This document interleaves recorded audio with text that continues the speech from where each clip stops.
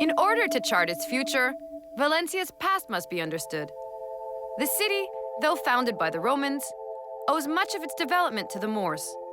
They arrived here in the 7th century from Western Maghreb and laid the foundations of local urban development. Right now we're in Barrio del Carmen. This is the Barrio del Carmen. This is the old part of the city. So these are the little windy streets, the little medieval streets which were built on the old Arab streets.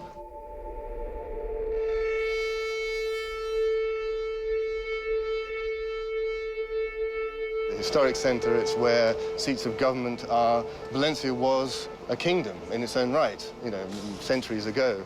So there's still a legacy of that time. You still have ministries, you still have palaces, you still have, you know, there's the parliament, all this kind of thing. It's representative of the independent state that Valencia was many years ago, and that's still part of the identity of Valencia today. People hark back to the time when it was a separate country. It wasn't part of this big country called Spain. That's very much part of, obviously, of the Spanish identity. People always talking about the different regions and autonomous communities, as they're called, within Spain. So when you think of Spain, I think you probably think of Andalusia, maybe, or Madrid or Barcelona, but Valencia does have a very strong identity, and it's becoming much more well-known as a city outside of Spain.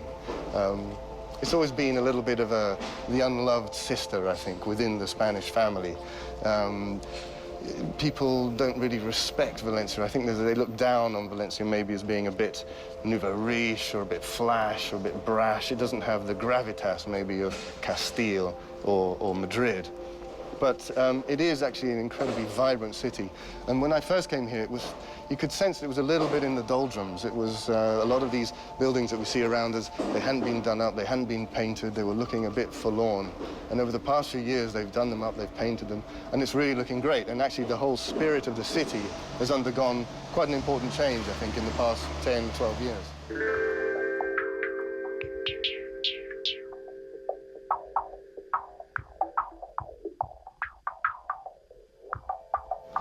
We use the term Moors, really, to talk about anybody within Islamic Spain. People, you know, Visigoths, people, you know, from the Roman times, all kinds of tribes who moved through Spain during the Dark Ages. You know, they settled here. So these are local people who then convert to Islam, end up speaking Arabic because Islam was the superpower of the age. Also, you obviously had a few Arabs, people that actually came in with the invasion in 711, and Berbers from North Africa, and then you had Persians, other peoples from the Islamic Empire, so people from Persia, maybe Turks, all kinds of ethnic groups were coming here, Slavs, black Africans, so it was a real melting pot. There were many, many different types of people here. Which is why it's useful to use the term Moor or Moorish, because it kind of envelops pretty much everybody in this, as I say, in this cultural melting pot that was Islamic Spain at that time. We're talking about 900 years of solid Moorish presence of some sort in Spain. It's a very, very long time.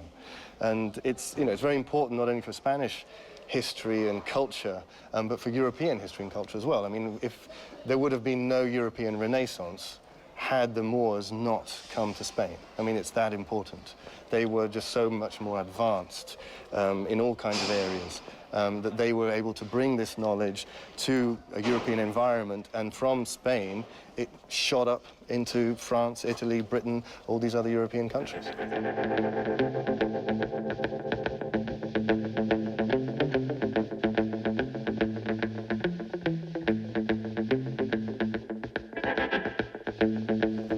Here you can see something of the remnant of the old Moorish house. Obviously, this is a Christian house. It's built sometime in the 16th century, but you can see an echo of the old Moorish style of house. You've got the sort of big, thick walls, big doors shutting off the outside world, and inside you've got this little center of tranquility, this little garden, the courtyard, the plants, a little calm center for you and your family away from the hubbub and the noise and the stress of the city around you. And if you look up here, you can see these are very much Islamic designs, the octagonal stars. This is not a Christian design. And actually, you can see there it's painted. The paint has still survived there. So this would probably have been built by Moorish artisans. This is one of the interesting things. Muslims who are left behind, Moors who are left behind, once an area being conquered by the Christians, often they're called mudejars or mudejares, and they are, as I say, they're craftsmen, and often they're employed to build churches. So you have this curious situation where Christian buildings are actually being built by Muslim builders and craftsmen. But this is this sort of melting pot that is Spain at that time. That's why it's so interesting. We've got lots of alleyways around this area, and the Carmen, it's a bit of a labyrinth, and you can easily get lost here. But, you know, not all of these streets, some of these streets are where old Moorish streets were, but not all of them. I mean, the city has been remodeled several times over the past few centuries. So you can see here where we're standing now, we would have been right underneath the walls. The walls would have gone straight over us. But nowadays, you know, we've got this house behind us. In 1609, by the orders of Philip III, the Moors were suddenly expelled, given 3 days to leave the country. But 4 centuries later, the impact of their long occupation is still very present. A hotel developer recently discovered the remains of the fortifications that once protected the Muslim city.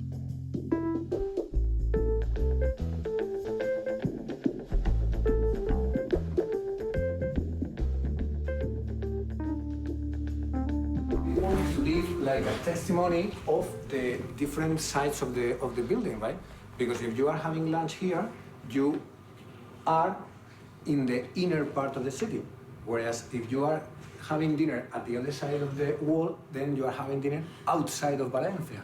So when we got the bookings, we always ask, would you like to have dinner within Valencia or outside Valencia? Inside or outside?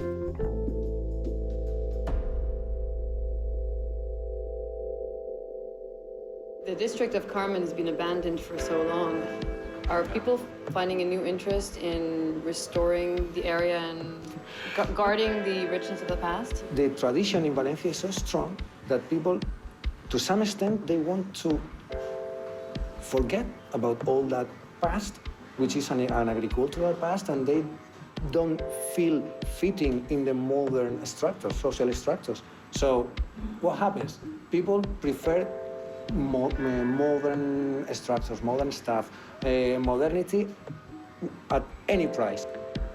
With the investment of Palau de les Arts, that's 450 buildings like this one. So we could have refurbished the whole ancient quarter of the city with the investment of one new building.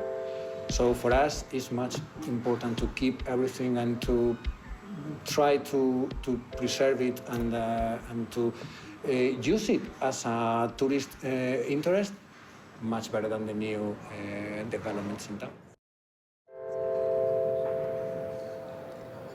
Architecture is not the only legacy left behind by the Moors. Some of their customs still form part of daily life, including the water tribunal, held on the steps of what is now a cathedral. It's great how you get that mix, you know? Originally, it was a site of an old pagan temple to goddess Diana. Then it became a church under the Visigothic period. Then it became a mosque under the Moors. And then when the city was conquered by the Christians in the 13th century, they turned it into a cathedral again. And yet what we're going to see here, this is the water tribunal, Tribunal de las Aguas, is actually like a living remnant of the Moorish period, because what they did about 1,000 years ago under the Moors was set up like a legal body to look after all the water channels and stuff in the Huerta, this market gardening area around the city. And this is the continuation of that. It used to meet originally inside the mosque, but when they built the cathedral, they kind of kicked them out of the mosque and said, right, you've got to meet here outside this main door here. But the fact that it takes place on a Thursday is important, because Thursday is like the last working day of the Islamic week. Friday is their day off. And it's happening at 12 o'clock, you know, which is sort of the main moment of the day for a meeting. So they deal with current issues? That's right. It's actually the oldest surviving legal body in Europe. So they bring all this and they set up, as I say, this legal body to look after issues to do with, let's say, you know, so-and-so says, you know, hey, this guy has taken my water, but it was my day for watering, and, you know, so little tensions, conflicts, whatever there is, that gets sorted out here. And this, as I say, this legal body has been going for at least 1,000 years, and it's still an active legal body. I mean, their word is final. There's no appeal. There's nothing. You can't change any decision that's made here. The Moors bring all their water knowledge, their knowledge about you know, how to irrigate the land and how to protect water, how to look after water. They bring that with them because they've come from a much drier climate. They have a much better idea than the Europeans do when they arrive here. But also, it's the foods that didn't exist in Europe until the Moorish period. You know, like aubergines, spinach, artichokes, oranges, rice. Nutmeg, cumin, all kinds of things like this. They didn't exist in Europe until the Moors came here and they planted all these things around here, around Valencia in the huerta. So this is the sort of bread basket